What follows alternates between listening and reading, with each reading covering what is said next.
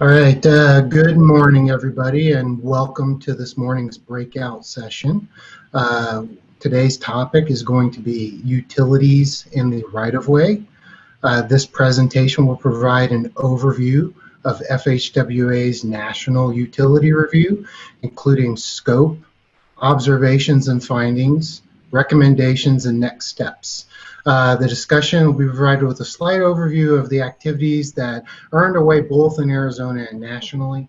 My name is Anthony Sarhan. I am the Deputy Division Administrator for the Federal Highway Administration's Arizona Division Office, and I'm going to be moderating the session today. So I'll be following up on the questions that we'll be taking at the end of the session, presenting those to our speaker, Julie. So speaking of Julie, Julie Johnson is today's presenter. Julie is the Utility, Railroad, and Value Engineering Program Manager for the Federal Highway Administration. She joined FHWA in 2011 as an area engineer in the Michigan Division Office, and while there worked on programs such as emergency relief, utilities, value engineering, freeway lighting, roadside development, and rest areas. Julie has over 20 years of experience in transportation, working not only at FHWA, but at the Michigan Department of Transportation and in private consulting industry, performing road and underground utility design and construction oversight. Now, for some of you, you may have sat in on Julie's presentation yesterday about broadband in the right-of-way. You may see some slides that are similar, and there's some carryover in this. Don't worry, this is a different presentation. It's a little broader in scope, so stick around. I think you'll enjoy it. And with that, we're going to turn it over to Julie. Take it away. Thanks, Anthony. I appreciate that. And good morning, everybody, and welcome to today's presentation. Like Anthony says, I'm the Utility, Railroad, and Value Engineering Program Manager for Federal Highway. And with that, we'll go ahead and get started.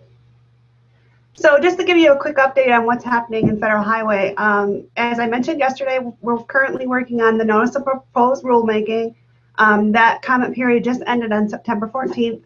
So I'm currently going through those comments, and I apologize for the dog barking in the background. I'm going through those comments right now, and we should have something finalized maybe by the end of this year, early next year. It's under, if you really want to know, I took the slides out that I had to do with it a little bit, but because I copied them over yesterday. But if you want to look it up, it's under Section 607 of the Mobile Now Act. If you Google search that, you should be able to find it. So the most common feedback, I get feedback from all areas of the industry, not only the civil engineering industry, but also from utilities and governors and economic development folks and stuff like that. And the most common feedback I get is the lack of consistency from state to state on how we do our utility accommodation and policies. And that's true, and it is by design that way, so states can have their own rights on how they do those things, work within their own state laws and their own frameworks. But we do want to have a little bit of consistency so it's not so crazy across the board. And then people want to know how they push broadband in the right of way and how to better work with utility companies, which of course is early and often. So those are the most common feedback areas that I get from outside of the civil engineering industry. One of the things I'm going to talk about in this presentation is what's next in research and training, and that's a question I often get as well, is what's next. Basically, we've heard that we don't push enough innovation and stuff like that, and my response to that is, I just want to get the states to be following the regulations. I mean, if we can just get there, then we can go on to more innovative practices. But certainly innovation does have its place, and we want to keep moving towards that, like with the EDC round 6 with the 3D as-built for utilities. So that stuff is in place, but we still have states that are struggling even to meet the regulations. So we still are pushing for that. So if you've seen me talk about these things, all these things I'm going to talk about today, in the past, it's because we're still trying to get there where we're meeting the regulations and improve the program that's out there now. So to do that, we did a national program review in 2016. The report is out there in the public that you can find it. You can do a Google search on FHWA utilities. It's under principal documents, and you can find that report there and take a read through. And basically the purpose of the review was to determine if the utility coordination posed a risk to the federal aid program. So what did we review? Review teams performed on-site visits and remote data analysis, and they reviewed utility agreements, relocation plans, schedules and estimates, information that was included on the contract bid documents, and impacts during highway construction. And that's in the form of time delays and cost increases. So they looked at all those things. And here are the findings, and I went over these yesterday, so I won't go through them in detail, but I'm sure none of this will come as a surprise. But basically we had a lack of information that's out there to actually, this stuff is actually increasing the risk on our bids and increasing the cost of construction projects. So the review conclusion was that, that yes, there is a financial risk to the delivery of the federal aid highway program and a safety risk to construction workers and the general public. So what is Federal Highway doing about this? So years ago, we started the SHARP 2 program, and we had 3 SHARP 2 products for utilities. The 3D location data repository, which was probably the most challenging out of all of the 3. It's certainly an expensive endeavor to undertake and very complicated as far as IT services are concerned. So there's still lots of evolution that needs to take place with this particular topic in the utility world. The other one we did was utility investigation technologies, and that was looking at ground penetrating radar and so on and so forth, and that one went over pretty well. There were some challenges, of course, because there is no one technique that will get all the underground utilities in one bag, and so there's still some inroads that we could make in that area as well. The last one was identifying and managing utility conflicts, and this one was really successful in that lots of people had great, like for example, Texas saved $23 million over the course of, I can't remember how many projects, 5 or 8 projects that they did. So it's a big time money saver if you do this identifying and managing utility conflicts process that we identified in SHARP 2. The other thing we're doing is improving educational opportunities. So we had a number of web-based trainings that we developed. One was on utility agreements and one was locating utilities. Both those are available right now under the NHI website, and they're free till the end of this year. So if you haven't taken those already, take advantage of that till the end of this year because they're free based on the anniversary of NHI. We're currently working on the NHI instructor-led training and the other 2 trainings for conflict management and data repository. I have no time frame on when those would be completed, but hopefully sometime in the future. We're also doing some national webinars. We did one on cost estimating, and I plan to do one on proper payments coming up soon. If you missed the cost estimating one, that was recorded, so if you can shoot me an email and I can send you the link to that recording and you can watch it after the fact. We're improving utility program networking. So since I've come on board, I've been sponsoring a number of utility peer exchanges.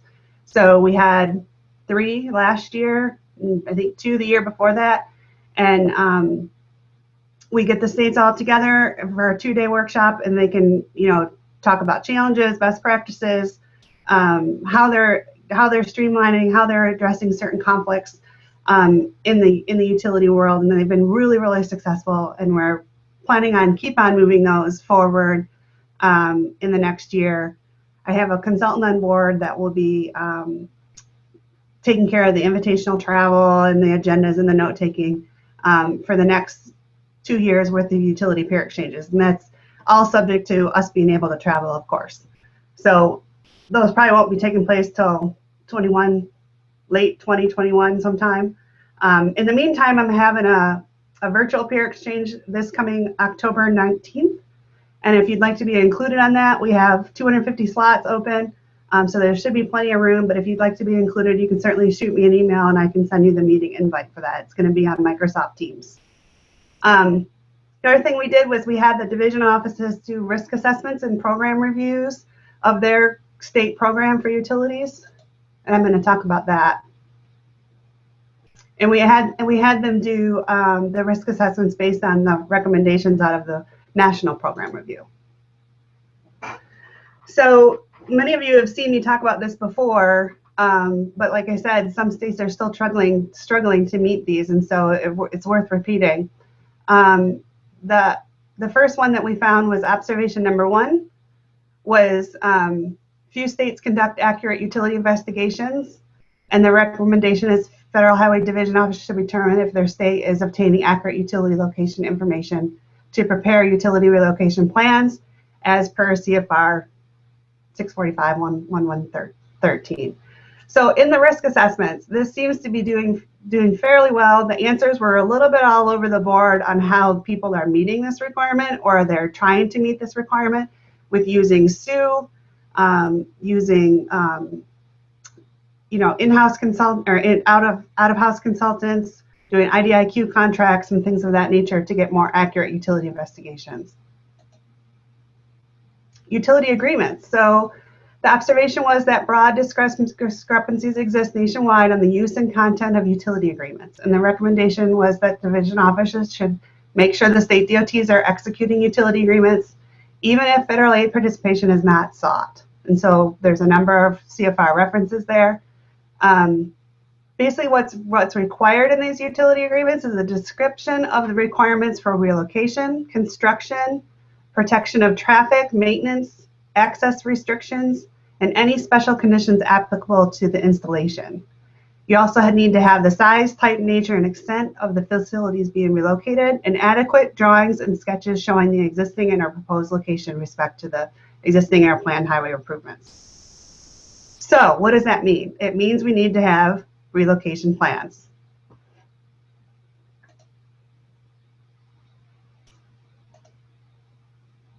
Which leads me to this slide. Most state DOTs do not develop comprehensive utility relocation plans. So the requirements are codified in 23 CFR 645-113C that utility agreements have to have the support of plans and specifications that are sufficiently informative to complete and provide the state DOT and federal highway with a clear description of the work that is required. So 23 CFR 645-113G says that the state DOT may not proceed with the physical relocation until plans have been reviewed and approved by federal highway or its designee, which would be the state DOT.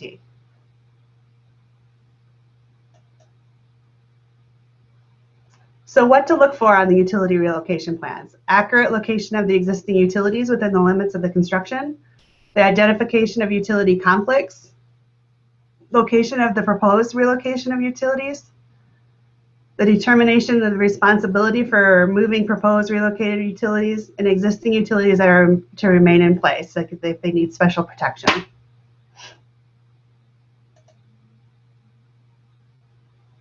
So the other thing that's required in utility agreements is schedules. So most state DOTs fail to prepare utility relocation schedules. The CFR says that at a minimum, state DOTs need to develop utility relocation schedules that meet the requirements of 645-113G.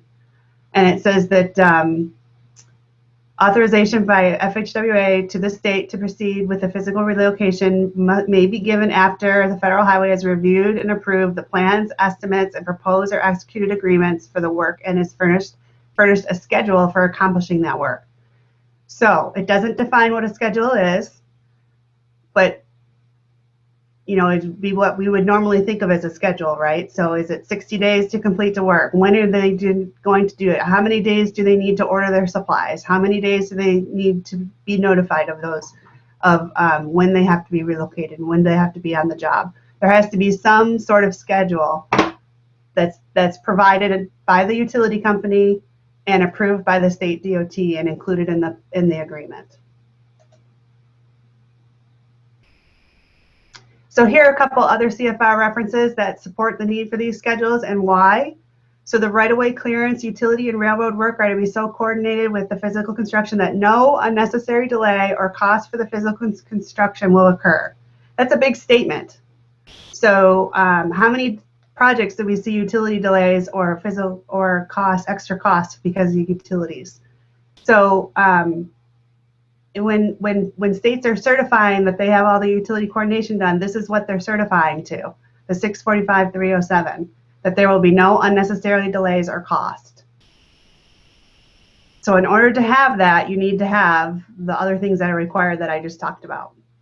And that goes to 635-309 for authorization, which is the utility certification.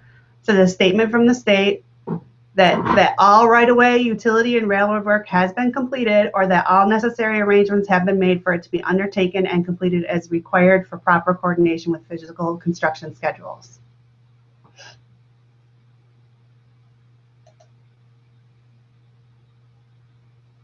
So the recommendation is that Federal Highway Division offices should encourage the state DOTs to develop effective utility relocation schedules, which can be integrated into the contractor's master schedule.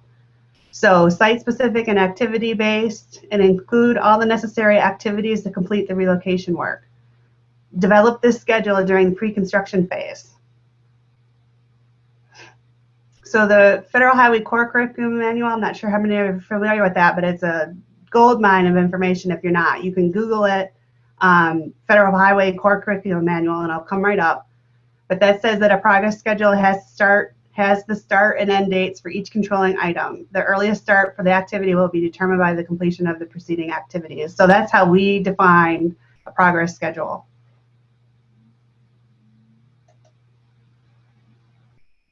All right, cost estimates. This is a biggie.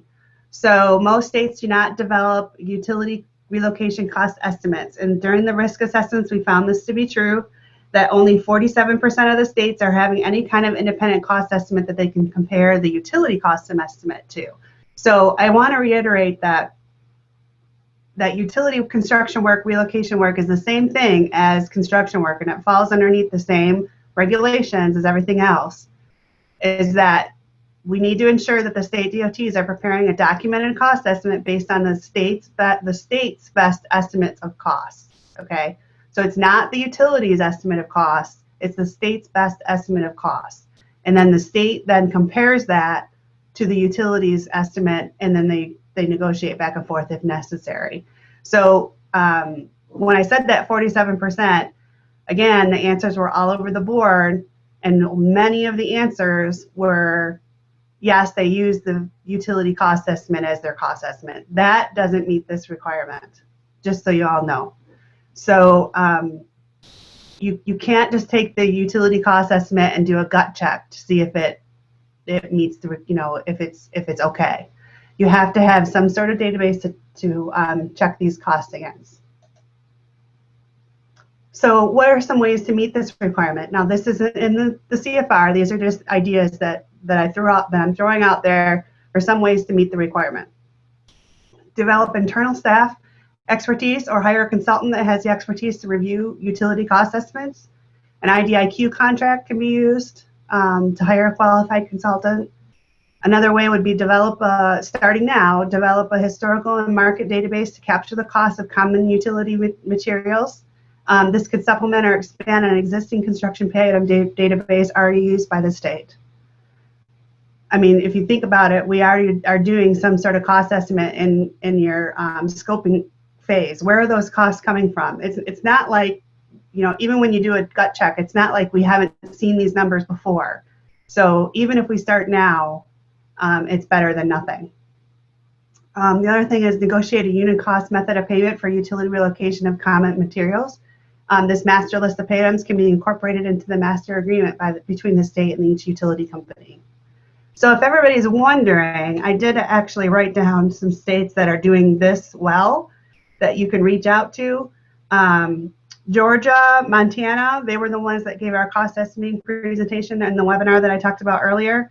Some other states, and I can't vouch for how well they're doing them, but other states that were noted as, yes, they're doing some sort of cost estimating themselves would be Louisiana, Oklahoma, Wisconsin, Kansas, Alabama. So like I said, I can't totally vouch because I haven't seen their methods, but those are the ones that marked yes on their risk assessment that the division office reviewed. So you can reach out to any of those states and see how they're doing it if you need to get started.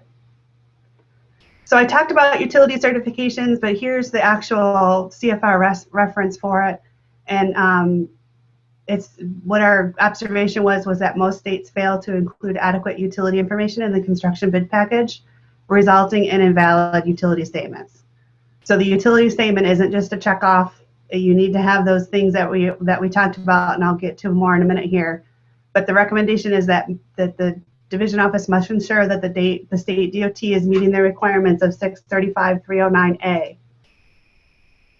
So the state DOT must provide a utility statement prior to project authorization that stipulates that all work has been completed or that all the necessary arrangements have been made.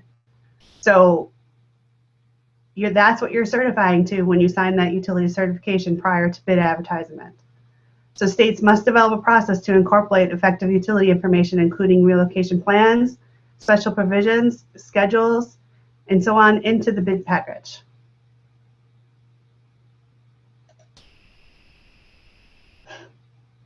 So let's talk about contract modifications. So I wish I was in the room with everybody so I can get some feedback, but I wanted to say, how many of you have been out on a construction job and you've had to do a contract mod because there was a unknown utility conflict that propped up? How did you code that contract mod? Did it just go into your regular pay items such as excavation and let's say ductile iron pipe and things like that?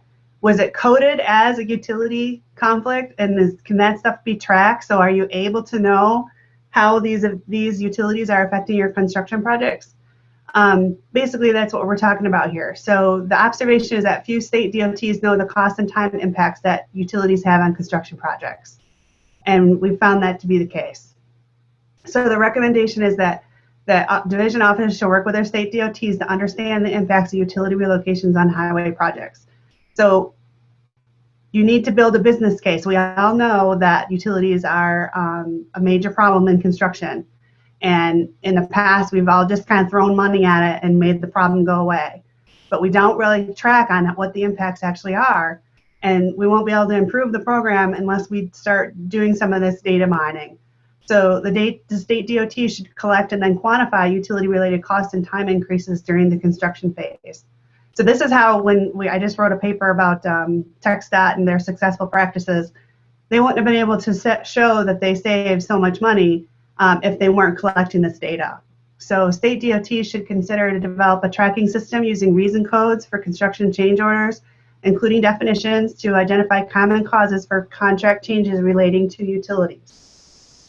And I know on a personal level how difficult it is to get the finance crew to add a reason code for utilities, but we absolutely should be tracking this stuff in order to improve what we're doing and throw some performance measures out there to know when we're successful or not. At a minimum, the state DOT must meet the requirements of 635-120 and 645-113 for utility-related changes. So 113 is changes in the scope of work, extra work, or major changes in the plan work covered by the approved agreements, plans, and estimates. Federal participation shall be limited to the cost covered by the modification of the agreement, a written change, or extra work order approved by the state DOT and federal highway. So 635-121 covers contract time and time extensions. So project staff should determine what the controlling operations are and assess the potential impact for proposed work. So does it really come to the level of actually having a time extension for that? So 635-120 talks about changes and extra work. All major changes in the plans and contract provisions must be approved by the state or federal highway based on the state stewardship and oversight agreement. The state DOT must conduct and document independent review of the cost for each change and change order separate from the contractor's price proposal. So again, here comes the independent cost estimate. Are you just taking the utilities word for the change that's required, or can you actually point to something that says, yes, that's a reasonable cost?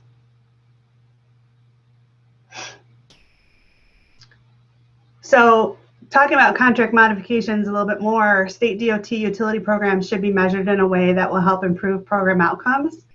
We want to share lessons learned. We want to spread the adoption of successful practices, obviously. We want to improve the utility coordination process, doing it early and often. We want to track utility-related corrective actions, and this all will save transportation dollars and increase public safety. Quality assurance. Quality assurance was another one that showed up as pretty poor on the risk assessments that the division offices just completed. So the observation here is the state DOTs are not performing quality assurance on the utility relocation work and lack of required documentation to support final utility payment. So the recommendation is that we had them do a fire review, and sufficient documentation for utility relocation should include inspector dailies, source documentation, invoices, force account records, and verification that relocation work was done in accordance to the utility permit. So what we did was during the risk assessment program, we found that, what was it, 65% I think of states are doing an adequate job with this quality assurance. So Division Office must ensure that the state DOT develop a quality assurance program to ensure that the materials and workmanship incorporated into the project conform to the approved plans and specifications. And division offices must ensure that the state DOTs maintain adequate qualified staff to administer the quality assurance program. So to say that you don't have staff, the regulations do require that you have staff to do the adequate assurance. So what does all this do? This helps build the business case. If you say you don't have staff to do this, you have a lot of resources at your disposal. We have the National Program Review, we have the risk assessments, we have the SHARP 2, and then if you start doing data collection and performance measures, this can all add up to additional FTEs or some shifts in requirements and shifts in priorities. It's all helping you build your business case to improve your utility program, and that's really what we want out there. So I think I covered everything that I plan on talking about today. And so with that, I want to thank you for coming, and we can open it up to questions. All right, Julie. Hey, great presentation. Learned a lot from there. We do have some questions that have come in, so let me pull those up real quick. So first one, are there utilities that are covered under federal statute, such as internet backbone, pipeline, etc.? Are there utilities covered by federal statute? That question can be answered a number of different ways. I guess the meaning depending on what is really meant by the question. So there are some quasi-federal public agencies out there that do some utilities. I don't know if the question is going in that direction or if it's really going, what does a utility mean and where is that covered by statute? So we consider a utility very broad in scope. So it can be considered electricity, broad or communications and things of that nature, and including their transmission. All that's covered by the federal definition of a utility. States can be more restrictive when they come down to it. So that's where it's restricted or covered underneath the federal guidelines is under our definition. Then FCC also regulates some utilities as well. I hope that answers your question. I'm not sure where you were going with that. So can you give a little background of how Title 23 either defines or talks about utilities, especially that interplay with the state laws and the definitions that fall in there? Yeah. So the state or the federal definition of utility, like I said, is very broad, and it covers almost just about anything that you and I would think that is a utility. And if it is defined as a utility, then it can go into okay, so let me back up. So however, with our definition, the state law can actually exclude some things under their definition, and they can define a utility much differently than what we define it as. So what it really comes down to is what the state law defines and how the state law defines a utility. So if the state law excludes, let's say, broadband as a utility from its definition, then that means that it's then going to be underneath the 710, 23 CFR 710 guidelines for non-highway use permits. If it's considered a utility in the state law and under federal law, then they're governed by 23 CFR 645. Okay, so hopefully that answers the question. Yeah, I think so. Great, thank you very much. All right, the next question, you get to look into your crystal ball a little bit. Imagining a day where compliance is met by all states, what does innovation look like? What could be on the horizon to make the system better while still maintaining states' ability to manage their own standards? Boy, that's a loaded question. So, let's say all compliance comes into play, and I can see obviously the way things are going now is towards 3D design, construction, as built. So that's certainly an innovation that needs to be fleshed out some more and adopted a little bit more. Once things come to be more cost effective and your return on investment, you start seeing the return on investment. I think that we're going to see that a little bit more. But after that, I mean, anything goes. We'll have to see how things work. If we can get some more consistency across the states, is there a way to streamline accommodation policies, things of that nature? All right, great. Yeah. And yeah, futures, who knows where the future is going to bring us here. Who knows? Yep.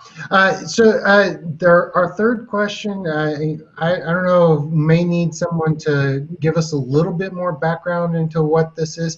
The question is, what is the topic for the October 19th meeting? I don't know if you can give us more background on that. Well, I'm looking for agenda items. So I have 2 agenda items right now. Let me see if I can pull those up here. Hold on a second here. Let's see. Oh, I can't pull them up. I'm not on our network for broadband reasons. So one of them, I'm trying to think back. One of the topics that we have so far is Dean from New Mexico is going to talk about how they are charging for potholing on whenever they have some relocations scheduled. So he's going to talk about that. I can't remember what the other topic is. I'm sorry. But the agenda is open. So if anybody has an agenda item they want to talk about, they want to ask their peers, or they want to share success that they're doing, shoot me an email and I'll add it to the agenda. So if we don't get through all the agenda, I suspect, with our normal peer exchanges, if we go 2 days, the October 19th is just 2.5 hours. So I expect we'll probably use the entire 2.5 hours. And we have a really great group of folks, I'm sure, that are going to be at the peer exchange. If we use up all the time and don't get through all the agenda items, I do hope to keep on doing these peer exchanges on a quarterly basis. So we'll see how the first one goes and what kind of turnout we get, and see how we make it work from there. All right, great. Well, Julie, let's see. I'm checking the chat pod here. Those are the only 3 questions we've got. So I think you've answered stuff. We'll maybe give folks another minute or so to see if there's any follow-up questions. But if not, I really appreciate you taking time to present today. We had a really great audience. There was over 300 people logged in at one point for this session here. So hopefully those of you that are still watching got a lot of good information out there. And yeah, heads up for the October 19th peer exchange as well. So thank you very much, Julie. Thanks, Anthony, and thanks everybody for joining. And if you have follow-up questions, you can email me. My email is up on the screen, or give me a call. I hope to see you October 19th. All right. Hey, thanks, Julie. And then for those of you that are still staying on, Julie and I are probably going to shut off our cameras and mics, but leave this slide up for the remainder of the session so that you've got her information.